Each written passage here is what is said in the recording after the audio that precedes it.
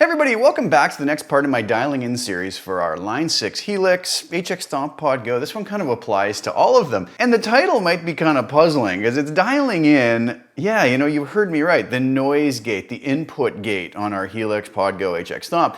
And a lot of folks might go, why would we need to dial that in? It's pretty self-explanatory. We turn the gate on, it, closes off the noise, let's call it, right?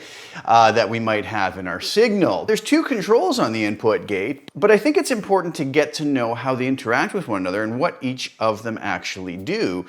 Because it is possible to set a gate so that it isn't acting in a way that's going to give us maybe the best sound or what we're looking for. So again, by understanding the parameters, how they interact with one another, and maybe talk about some techniques we can use to dial it in to get what we want, hopefully it can help some folks to get it sounding the way that they want, maybe more natural. And the funny thing is I do get a lot of questions about it, so I thought it would be time to do a video. So let's dive over to HX Edit and take a look at what we have. What I'm using is a preset I made recently for the Pod Go, and I also re-released it for Stomp and Helix, sort of updated versions of it. Is an Eric Johnson-esque sort of Cliffs of Dover-ish type of a tone.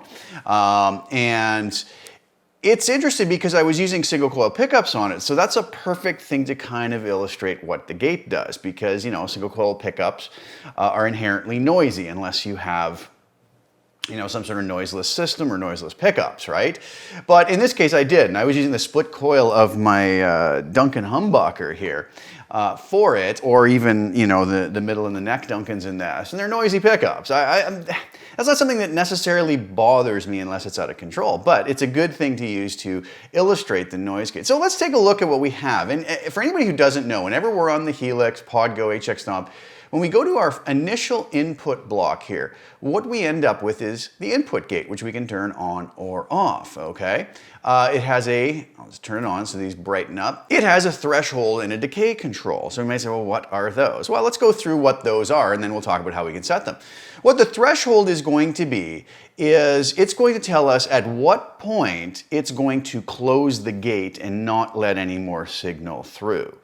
If we set that too high, we're going to lose precious parts of our playing, maybe little nuances and string noises that may or may not be wanted. I mean, that's not up to me to decide, that's up to you to decide. But the higher we set that, the more it's going to close, the earlier it's going to close that gate when the signal drops below a certain volume level or threshold, right? And the decay is telling us how long after the signal drops below that threshold is that gate going to start closing down, and how long it's going to take to close back down. So we could set that anywhere from 10 milliseconds all the way up to 1 second. You might say, well, why do we need that? Well, that control is going to allow us to dial in a much more natural sounding gate. And by that I mean, if we do have an inherent amount of noise in the signal, if we just chop it off very suddenly, that might sound unnatural. Maybe unless we have a whole bunch of effects after it, reverb, delay, and whatnot. So it's really going to be dependent on how we have our threshold set. It's going to interact with the decay. And when we change one setting, a lot of times we may have to adjust the other setting. But let me take you through how I like to set it up. And it might not work for everybody, but I think in general it'll help you to get a good understanding of how we can dial these things in. One good thing to keep in mind is we are using an input gate. Okay, that is happening before our effects. So even if the gate shuts our noise signal off coming from our pickups into our amp, it's not going to chop off the delay or the reverb. Now, if I was to come sort of at the end block here and add in a noise gate, like so, we see we have the same controls. We can bump the level up or cut it, but we have threshold and decay.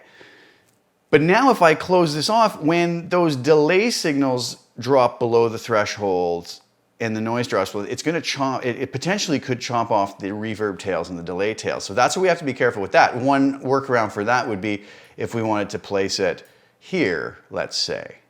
And then it would chop off the noise coming from everything before it, but let the delay and the reverb kind of go on without affecting it. But we're not really talking about the block. We're going to use the input block gate, okay? Basically the same thing, but just be aware of your placement. Okay, so let's go back there. Let's see what we've got here. Now, I'm going to go to my single coil here. I'm going to turn the gate off, and you're going to have to listen fairly closely. If you're in a noisy environment, you may not even hear this. Listen on headphones or good speakers in a quiet environment to hear what the noise is. But if I turn this off, with my guitar volume up on the split coil, so the single coil is being used, listen how noisy this preset is. Now, I've had a lot of folks say to me, oh, I downloaded one of your presets, but man, is it ever noisy? And you know, that's the nature of electric guitar to me. I mean, anytime I've owned real amps, real pedals, there's always some sort of noise. It's never going to be dead silent. I mean, there are things we can do where if it's excessively noisy, maybe there is an issue or a problem. But for the most part, the more distortion you add, the more noise you're also going to add. So it's not really a bad thing necessarily, unless we can, you know, it's louder than our playing is. It's not really an issue. Usually once we play, it kind of is a louder signal than the noise is, so we don't have too big a problem and we're usually fine. Thus the noise gate. When our playing drops below a certain signal, then it chops the noise off. So, some presets are inherently noisy. Then add in single coil pickups and you get this. All right, so let's do this. Let's start off with our decay, or our threshold way down at minus 96 dB. If I turn my guitar up and then we hear the noise. Now I'll turn the gate on. It didn't do anything, okay? The threshold is set far too low. This sound is far above that minus 96 dB threshold level. So here's the first step that I do. Whatever noise I'm trying to get rid of, I start to roll in very gently and very slowly my threshold. I roll it up until that noise gets to a point that I'm happy with, either completely gone or somewhat gone. Let's take a listen to that.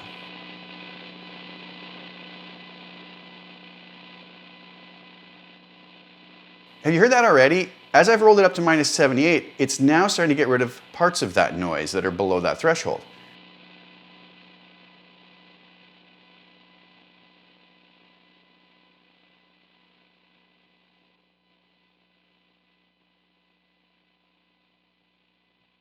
You can pretty much hear now here,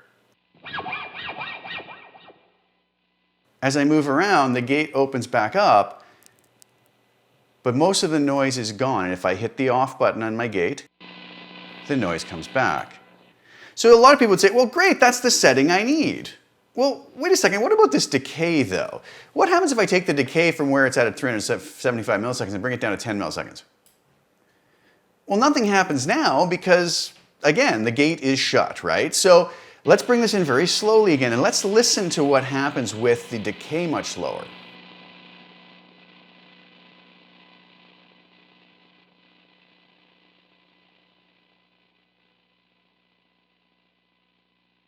Do you hear I've pretty much gotten rid of my noise at a much lower threshold? The reason is because the decay is so short that the gate is closing. Nothing is passing through that's allowing it to stay open very long because I've told it to shut after 10 milliseconds, right? Instead of 300 milliseconds where, you know, maybe we've passed that threshold, but the gate's still staying open, right? And so we have to get that threshold up a little higher. So you say, well, that gets confusing then. How do I know what the right place is? If I bring the decay all the way back up to 1 second, you hear more noise back introduced, right? So I would have to bring this up even higher. So you see there is interplay between the two. Okay, now let's take this though and listen to when I play, what happens to the noise when it's set at 1 second versus 10 milliseconds. And here, let me just... Do you hear the noise decay kind of slower? So the note stops. Let me turn the delay off here. Actually, let me turn the reverb off too, just so we can concentrate on that noise.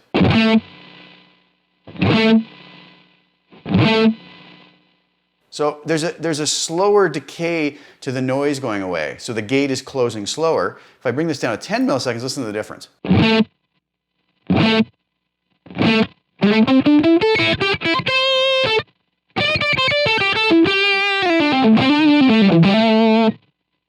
We just don't hear any noise there at all. Some people say, oh, that's great, wonderful. If I go back up here and do the same thing,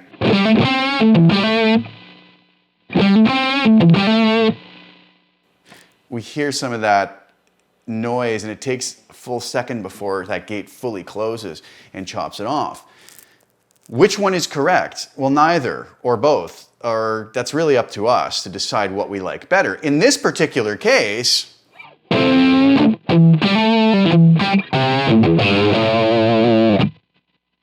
that's fine if I'm playing something where I just stop the note. Where the problem comes in is when I start to maybe want to sustain a note so that it holds on longer, and that's where the issue comes in.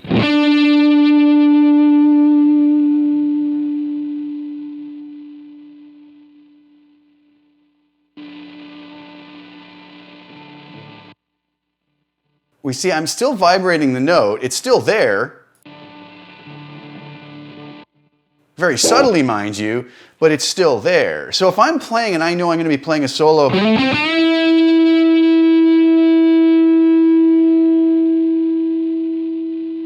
where I want maximum sustain,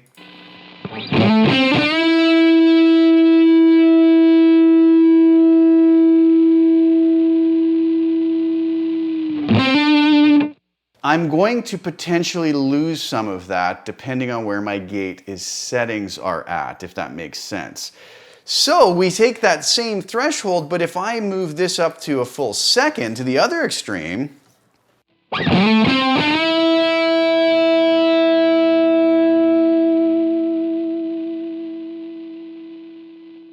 it's likely going to hold on a little bit longer before it closes down on me.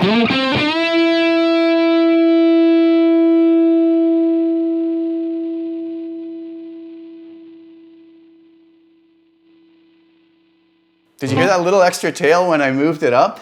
Subtle, but it could make the difference between maybe a note that we want kind of chopping off early or sustaining longer. So it's not just as simple as saying, oh, look, I'm going to play a note and then I hear the gate cut off. Perfect. Yeah, that's fine for that, but what if we're doing something where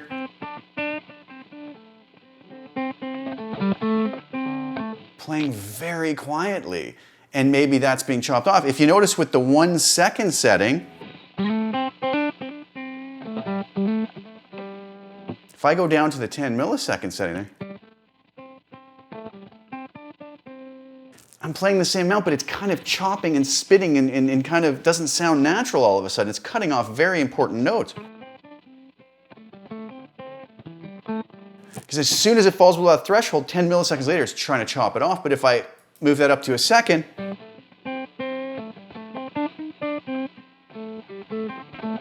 I'm hitting the same amount, right? But it's allowing those notes to kind of breathe because I have a longer decay setting. Does that make sense? So do we have to have it at 10 milliseconds or 1 second? Well, we could possibly have it somewhere in between too. If I go halfway in roughly,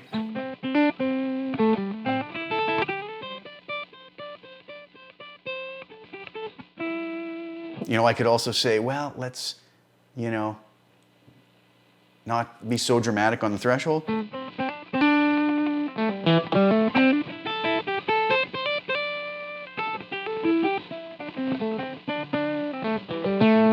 So the low-level stuff still shines through. Okay, so how do I do this? Well, here's the way I would probably go about this. I would start off with sort of a middle-of-the-road decay setting. Let's just go to 500 milliseconds. Not that we're going to be stuck there. I'd bring this down all the way. I would roll it in like I said before.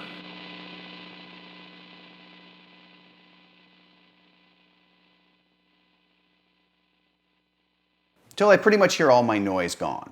Okay. Now what I'm going to do is I'm going to play a note, and I'm just going to play some vibrato to the point where the last thing that's left is the note kind of being heard rubbing against the fret, which is something I actually do sometimes when holding a note. It's just to get that, that kind of almost fake sustain, but it's not even, the note just keeps going because it's being rubbed against the fret. So what I'll do, let me turn the gate off for a second, and I'll play you what I mean by that.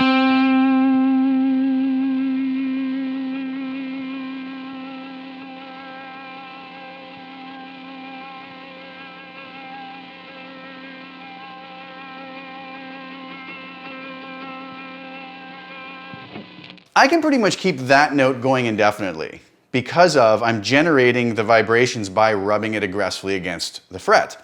So that's about, as far as my estimation is, the lowest level signal you're pretty much ever going to get.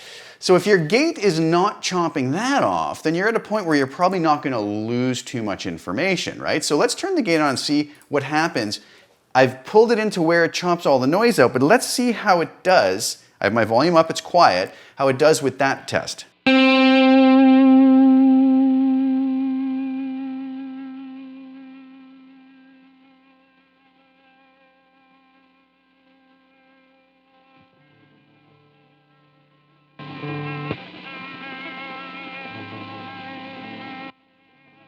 It's not letting it through. So for me, that still might be too high a threshold that I might lose something as far as sustain or maybe some little inflection that I want. Maybe even like a little string noise that I want, you know? You know, if I turn that off, you're hearing string noise. All of a sudden it's diminished a little bit. Maybe you want that, maybe you don't. But so what I'm going to do is I'm going to bring this back to the point of where I still get some of that vibrato coming through.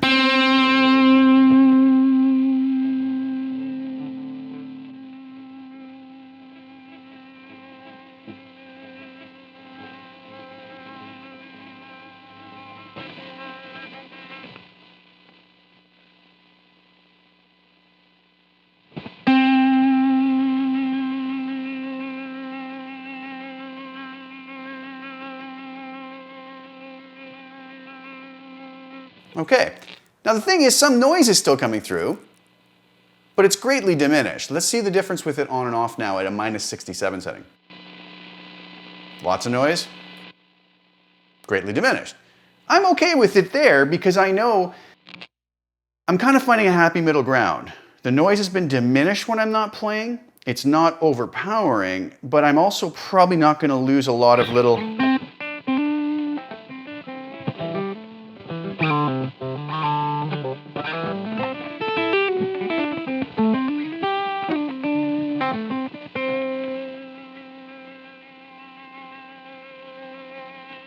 I think I've found a happy medium spot. Now, what about decay? Well, let's go down to 10 milliseconds now and see what happens if I do the same test.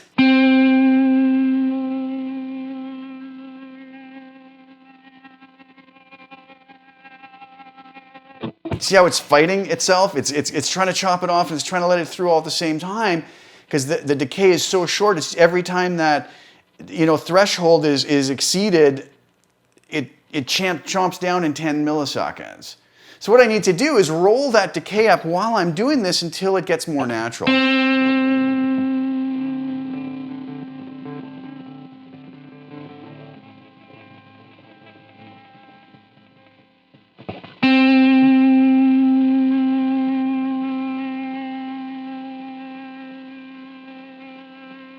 Still a little bit of...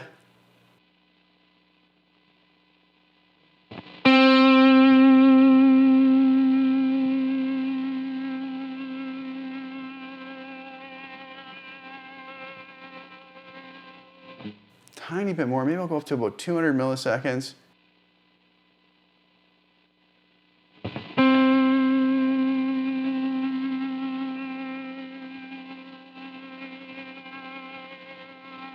For the most part, fairly natural. I mean, there's always going to be something somewhat unnatural about it. Okay, so now that I have those settings, let's hear the difference with it off.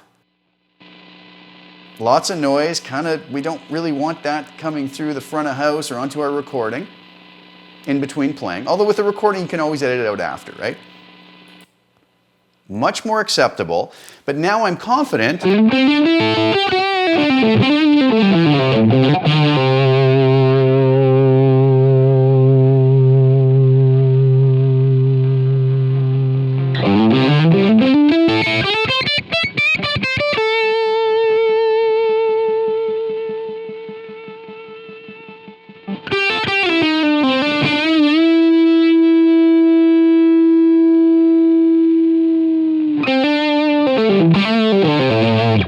that I'm going to let my inflections through while I'm playing and everything's going to be more natural. Now, if I put my delay and reverb back on, that's even to help to kind of mask any of the artifacts that are caused by the gate anyways.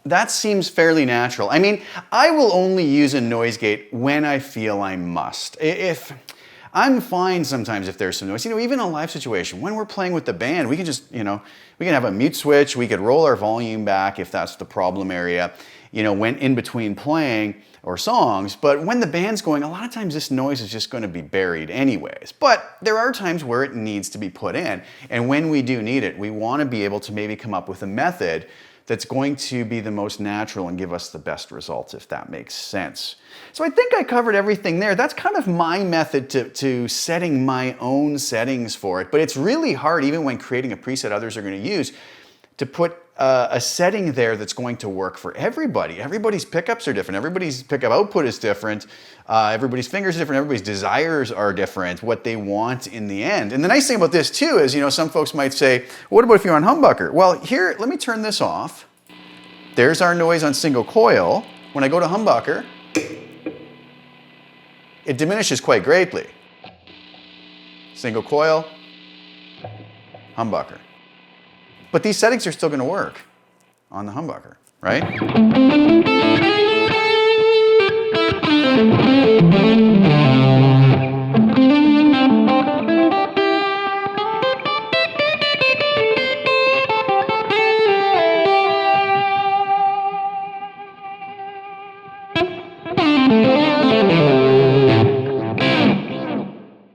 All right, so those settings work well. I hope some folks found that useful. I know at first glance, it's like, why would you dial in a noise gate? But there are little things in there, little details that if we understand what we're doing and come up with a method, and I hope that method will help some folks to kind of think about their gate maybe different and maybe hopefully get themselves more natural results. It's always going to be a bit of a drawback using it. But that's just the nature of the game, right, with it. So thank you guys so much for tuning in. Thanks for watching. Please like the video, share it with anybody you think might find it of use, and subscribe to the channel if you haven't already, and hit the little bell notification to get notified when I put new videos up. And I will be back soon with some more content. Thank you guys so much for tuning in and for all the support, and I will talk to you very soon. Ciao for now.